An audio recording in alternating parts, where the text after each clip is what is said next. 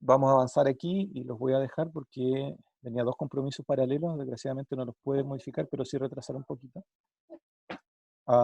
Así es que lo que vamos a ver, lo que vamos a continuar viendo, ya más allá de los sumerios, es la civilización de partida, son los acadios, ¿no? Los acadios, provenientes de Siria. Tal vez a ustedes, a propósito de aclararlo el tiro, quizás a ustedes les surja la duda en algún momento respecto a la relación que hay entre sirios y asirios, ¿no? Que están en situaciones geográficas muy cercanas, entonces uno tiende a pensar que son lo mismo, pero la verdad es que no, que es probable que la denominación de Siria provenga de los asirios, incluso de Asur, de la capital, y que se haya trasladado en tiempos modernos al gentilicio o a la denominación de ese país. Pero la verdad es que son cosas distintas, ¿no? Siria es un país moderno que tiene algunas de sus bases sustentadas en este pueblo que vamos a ver después, que son los asirios, pero que en ningún caso son la continuación de ellos, ¿no? Es más, en relatos antiguos, cuando se hace referencia a los asirios, se habla de sirios, los sirios, pero no refiriéndose a la Siria moderna, sino refiriéndose a los asirios. Hay una especie, no sé si finalmente se trata de un error o se asimilaba la región al gentilicio del pueblo, ¿no? No lo puedo decir fehacientemente, pero son cosas distintas. Bueno, los acadios van a invadir Mesopotamia, más o menos alrededor del año 2500 antes del presente, es decir, cuando la civilización sumeria llevaba cerca de 1000 años de independencia, con sus espectaculares descubrimientos, reitero, la rueda, el sistema sexagesimal y la escritura cuneiforme. Invaden los acadios a Mesopotamia y fundan Babilonia, que va a ser el denominado así, primer imperio universal del mundo conocido, ¿no? Cuando se habla de universal, no es que hayan llegado también a Chile o a lo que era Chile en esa época, sino que del mundo conocido, ¿no? Y eso más o menos lo van a hacer durante casi 200 años, desde el 2334 hasta el 2154 antes del presente. Y aquí, gracias a la magia de la televisión, vamos a irnos a echar una mirada a Sargón.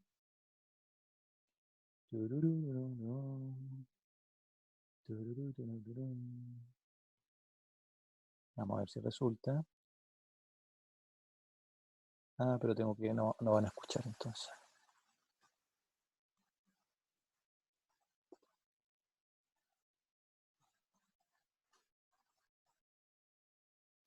Este comercial no es real. Ella no se viste así. Ellos no son amigos. Y ese De que ella no se viste así. Ya. ¿Están escuchando entonces? Las personas han pensado y siguen pensando que cuando nacen estarán predestinadas a ocupar siempre. No se ve. Por lo menos yo no veo. Sigo viendo el Escucho, power. pero no veo. Ya. Entonces, dejo de compartir eso. Me voy acá. Y, ¿dónde está el video? Acá. A ver ahora. Deberían poder escuchar y ver ahora. Tiene su lugar en el mundo, aceptar que su destino.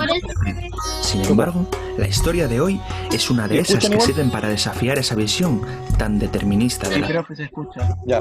Con este video Para la historia de hoy nos toca viajar hasta la antigüedad, concretamente al momento del desarrollo y esplendor de las primeras civilizaciones urbanas, con ciudades bien documentadas como Uruk, Lagash o Eridu, situadas en Mesopotamia, o lo que hoy conocemos como Oriente Medio. De los primeros tiempos de estas civilizaciones se conoce relativamente poco. Se tiene más constancia de los periodos posteriores, debido a la lejanía en el tiempo de todas ellas. Los restos arqueológicos que se han encontrado ya pertenecen a ciudades desarrolladas en las fechas en las que os he dicho hace un momento. Es un momento en el que la civilización sumeria aparece como hegemónica en la zona, desarrollando un poderío político y militar que se extendería por toda Mesopotamia, lo que actualmente serían los países de Irán, Irak, Siria, etc. El hito más importante de la civilización sumeria, aparte de extenderse por todos los territorios que os he dicho, fue la invención aproximadamente en el año 3000 a.C. de la escritura, que por si no lo sabéis es el hecho que se toma como referencia para determinar el fin de la prehistoria y el inicio de la historia como tal.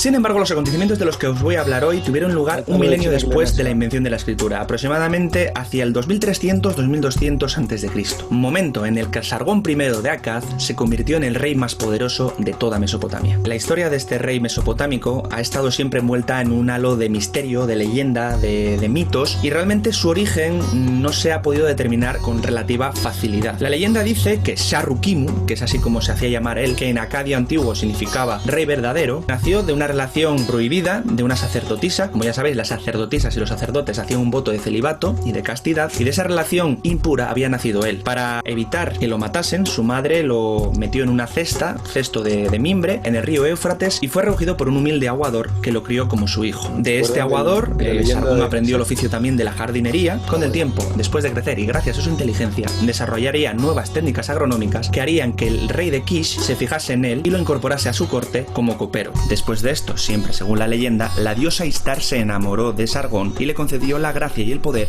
para conquistar el reino y convertirse en su rey. Eso es lo que dice la leyenda, eso es lo que dicen los textos, digamos, apócrifos, es decir, los textos que carecen de validez. Lo que sí creen los historiadores es que Sargón fue hijo de un humilde cultivador de dátiles, es decir, que la parte de jardinero sí es verdad, y que, fruto de sus habilidades, acabó trabajando efectivamente también como copero del rey de Kish. Lo que no se sabe, ciertamente, es por qué Sargón se rebeló contra ese rey y consiguió, no se sabe cómo, apoderarse de él, convirtiéndose en el nuevo rey de dicho reino. No existen documentos que nos ayuden a comprender cómo lo hizo, cómo lo logró. Lo que sí se sabe es que con él al mando, el reino conquistó un montón de ciudades, entre las que se encontraban las que os dije al principio, como Uruk o como Lagash, y que se extendió por una vasta zona que incluso llegaría hasta territorios de la actual Anatolia, el Golfo Pérsico, e incluso algunos historiadores se han atrevido a asegurar que hubiera llegado hasta el Océano Índico gracias a la conquista del Golfo de Bahrein. Fruto de estas conquistas, Sargón acumuló mucha riqueza, acumuló muchos bienes, lo que le permitió fundar su propia capital palaciega, que fue la ciudad de Akkad, una ciudad que ha pasado a la historia gracias a todas estas referencias en las crónicas antiguas, pero que los arqueólogos todavía no han conseguido localizar en el mapa. Según se cree, se encontraría en alguna zona del norte del actual Irak. Sin embargo, no ha habido éxito todavía y no se han encontrado los restos de esa mítica ciudad. Sin embargo, lo más llamativo de la política de conquista de Sargón fue la ingeniosa política de entendimiento que estableció con los reinos conquistados. ¿Qué era esto? Pues básicamente lo que hacía Sargón cuando conquistaba alguno de los reinos vecinos era proponer a los gobernantes locales que acababan de ser derrotados mantenerse en el poder conservando sus instituciones, incluso conservando su propia lengua, a cambio de que jurasen fidelidad y lealtad eterna a Sargón y a sus descendientes. Lógicamente, muchos de estos gobernantes aceptaron porque se lo ponían en bandeja, simplemente se veían sometidos a una autoridad superior, en este caso Sargón, y ellos conseguían mantenerse en un puesto privilegiado. Después de todo esto, el final del reinado de este hombre se pierde un poco en la bruma, en la niebla de la historia, porque se vuelven a perder las referencias de golpe, pero sí se sabe gracias a crónicas posteriores que la época en la que Sargón gobernó fue una época de paz y de prosperidad para toda la zona. A la conclusión que llego yo con todo esto, la enseñanza que podemos sacar con toda esta histeria de Sargón, es que muchas veces a nosotros, por lo menos a mí me ha pasado alguna vez, es que he recibido el típico mensaje negativo de varios círculos, ¿no? De que a ti te ha tocado vivir con una cosa, has nacido para una cosa y no vas a llegar a más, no vas a conseguir lo que te propones. Y yo creo que, salvando las distancias, o es una historia bastante antigua, ¿vale? Yo creo que sí que se puede. Podemos conseguir lo que queremos si nos lo proponemos. Es lo que yo un poco saco en claro de todo esto. Y como siempre, y ya sabéis, me gustaría saber vuestra opinión sobre todo esto. ¿Qué os parece? ¿Qué opinión tenéis sobre las conquistas de Sargón, sobre el papel de Sargón en la historia de Mesopotamia y sobre todo de la enseñanza que se puede sacar de esta historia? Me gustaría conocerlo, como ya lo sabéis. Para eso tenéis el cajón de comentarios para dejarme lo que queráis desde el respeto, desde la educación. Toda opinión y todo comentario es bienvenido. Muchísimas gracias por estar una vez más al otro lado de la pantalla. Un saludo a todos. Aquí Peter.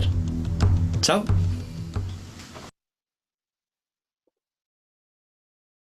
Bueno, qué bueno que pudieron escuchar eso. Ya, voy a... Ah, no, pero si está, el link está en la grabación que está quedando en este momento. Así que no se preocupen, ahí lo pueden ver. El cubil de Peter creo que lo utilizaba el profesor Puigman en algún momento.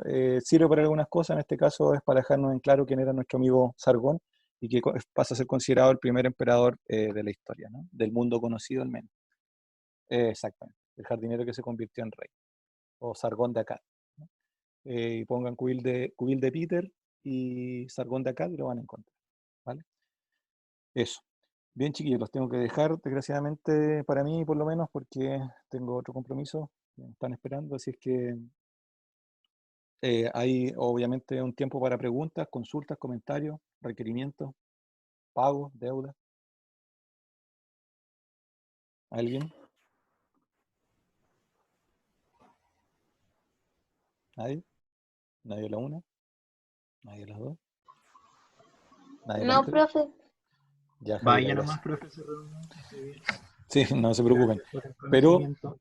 échenle una mirada a esto que vimos de Sumeria. Si quieren profundizar en algo, después lo conversamos. Hay cosas que yo omito, pero por ejemplo, en el caso de Daniel, que hizo un comentario, pudimos profundizar. En el caso de Ishtar, por ejemplo, que vuelve a ser mencionado acá en Akkad, efectivamente se enamoraba. Bueno, como la mayoría de los dioses al estilo grecolatino, ¿no? Que bajan a intervenir en las relaciones humanas. Así es que cualquier cosita que surja la conversamos, si no la sabemos la investigamos y volvemos a darle una vuelta. A mí me gusta mucho este tema, insisto, yo no soy especialista, pero es fascinante ver las culturas antiguas, Nubia, Egipto, Sumeria, Akkad, Asiria, Babilonia, el imperio neobabilónico. Hay mucho que nos tienen que entregar todavía estas culturas y por eso es lamentable cuando el Estado Islámico hace lo que hizo allá, ¿no? Así es que, de todas formas, quien lo haga es terrible, destruir este tipo de monumentos, de recuerdos que vienen de la memoria, monumentos. Un abrazo, que estén bien, chiquillas, chiquillos, pórtense bien. En mayo vamos a estar con algunas actividades adicionales, dada esta marcha blanca, así es que prepárense. Feliz día del trabajo el viernes. Un abrazo a todas y a todos. Chao, profe. Muchas gracias, profesor. Chao, profe, Chao. esté bien. Chao, profe, gracias. De nada, gracias a ustedes.